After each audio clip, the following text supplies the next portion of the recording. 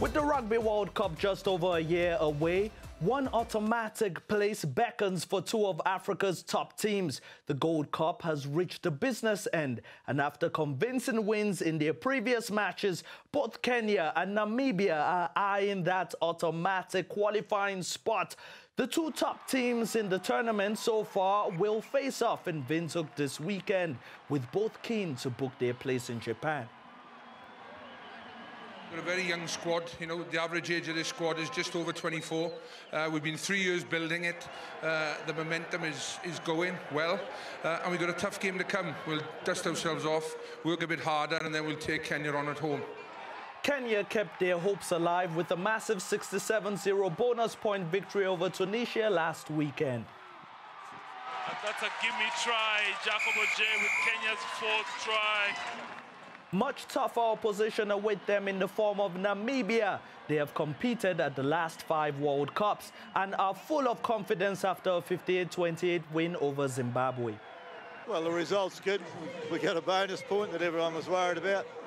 We did a lot of good things, and we did a lot of things that would need to be fixed. Namibia will be a bit different. While South Africa's impressive run of 2 wins and 2 semi-finals from the past 6 World Cups sees them up there with the best, no other African side has picked up a win at the finals. Zimbabwe played at the first 2 editions, Ivory Coast at the 1995 event, with Namibia failing to win a match, having played at every World Cup since 1999. Uganda will be looking to finish the tournament on a high with victory over Zimbabwe in Kampala on Saturday. The Zimbabweans, on the other hand, have one thing on their mind: trying to avoid relegation from the Gold Cup tournament. The Sables are second from the bottom of the log after that resounding defeat against Namibia, and will be desperate for a first win in their 5th match under new coach Peter de Villiers. The one little victories in this game, the small margin, small victories, we had one today, and that is the 4 tries that we scored. That means that we got a bonus point, and our hopes is still alive for next year. Uganda are currently 3rd on the log after wins against Tunisia and Morocco. A World Cup qualification spot may be out of their grasp, but they'll still be looking for the best finish possible. Zimbabwe are just ahead of Morocco and avoiding that bottom spot thanks to points difference. But that could all change this weekend, of course, as both teams chase the first victories of the tournament.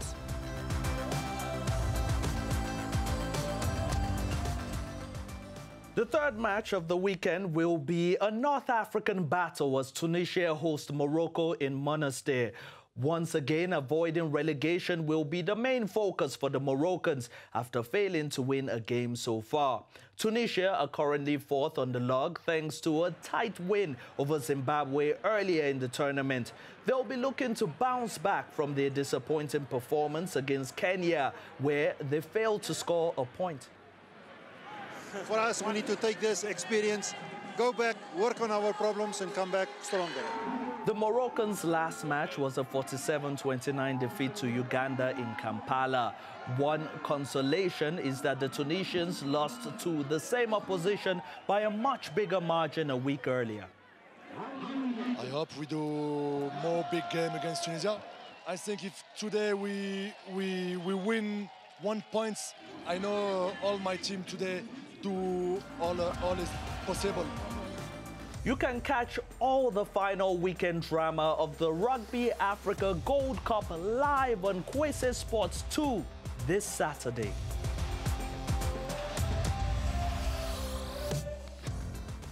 Staying in North Africa, close to 100 men and women took part in the Algerian Beach Wrestling Championships in the northwest city of Oran. Wrestling is a sport that's growing in popularity in Algeria, with around 9,000 participants now taking part in 15 leagues across the country. And they're starting to succeed on the international stage as well.